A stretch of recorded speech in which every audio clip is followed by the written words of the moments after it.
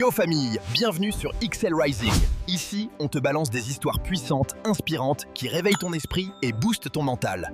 On dit souvent que la parole est d'argent, mais que le silence est d'or. Pourtant, au Sénégal, les ancêtres sont allés encore plus loin avec une phrase qui résume toute l'intelligence émotionnelle. Si tu comprends vraiment cette phrase, tu changes ta façon de gérer tes conflits, ton business et tes relations. Aujourd'hui, on va décortiquer la puissance de ce proverbe Wolof et voir pourquoi celui qui maîtrise sa langue maîtrise son destin. Alors que veut dire exactement cette phrase? Pour ceux qui ne parlent pas Wolof, décomposons-le. Celui qui...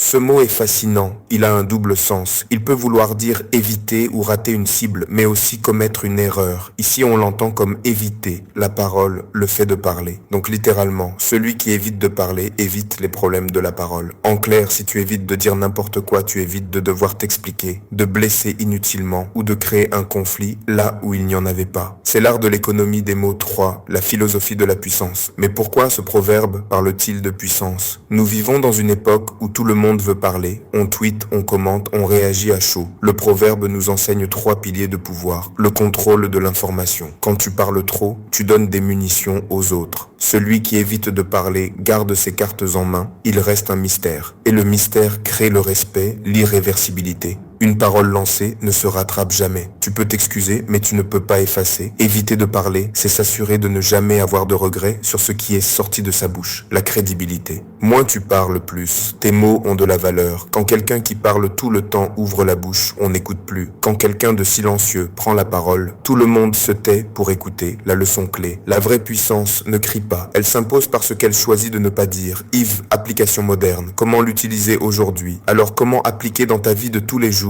Au travail, face à un collègue énervé ou un patron injuste. Ta première réaction est de répondre. Applique le proverbe.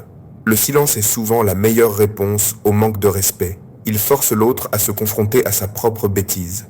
Dans tes projets, ne parle pas de tes projets avant qu'ils soient réalisés. Ici, veut dire protège tes rêves des mauvaises énergies et des jalousies. Sur les réseaux sociaux, avant de poster ce commentaire énervé, attends 5 minutes. Est-ce que ça en vaut la peine? Si tu évites cette parole, tu évites la dispute inutile.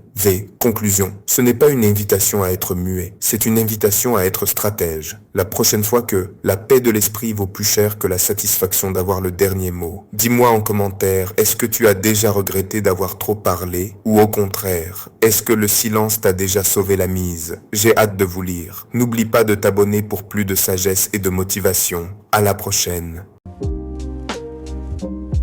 Merci pour le visionnage.